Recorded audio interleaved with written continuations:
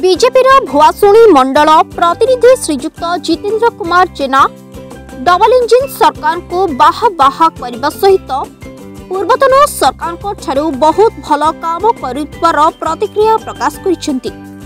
से तांकर राजनीति क्यारियर बीजेपी आरंभ होईछि और बीजेपी रे शेष हेबो बोली मत व्यक्त करिसेंती। से कहिसेंती जे दल जहा निष्पत्ति नेब सेथिरे सहमति प्रदान करिवे।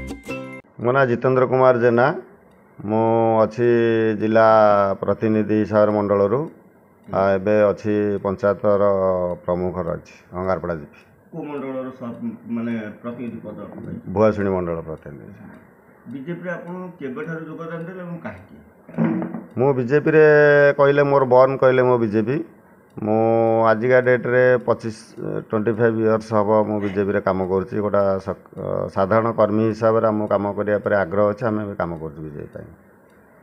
तो बर्तमान आपन जो पदवी मिलछि आपन विशेष भाव क्या धन्यवाद देबे। मु विशेष भाव में मोर पूर्वतन गुरु जहाँ द्वारा मु शिखी समीर महांती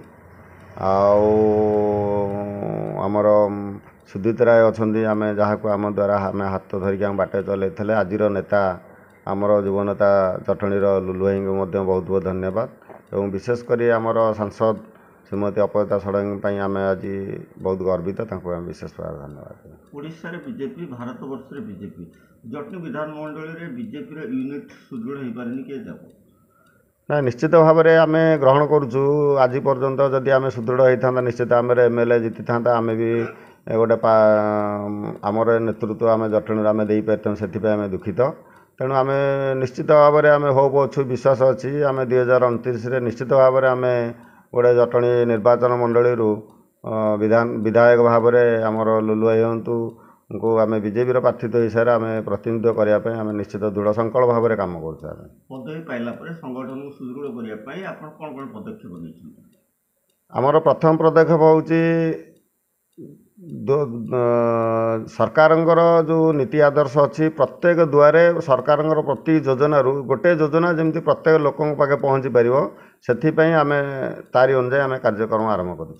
जदि जड़े साधारण नागरिक हिसाब से आम आप मत चाहबू तो बीजेडी सरकार भल ओडिशा ना बर्तमान बीजेपी सरकार भल अच्छी निश्चित भाव में मोहन सरकार भल अच्छा आम अनुभव कर कारण लोक जनमत कहते जनमत थिला काली बीजेडी सरकार थिला आज जनमत नहीं मोहन सरकार भल अच्छे आम अनुभव करछु। तार कार्यप्रणाली जो भली भाव में डबल इंजिन सरकार काम करने कथा से अनुजाई कार्यक्रम हो जनमत आम परिप्रकाश कर। आसंता 5 वर्ष पुनर्बार बीजेपी सरकार ओडिशा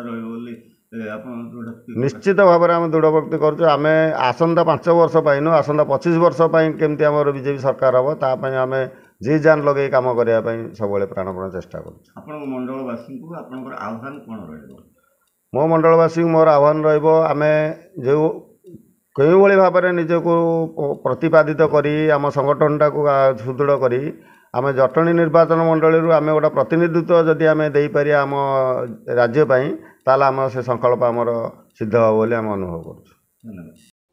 जटणी वेणुधर बराड़ रिपोर्ट संघर्ष टीवी।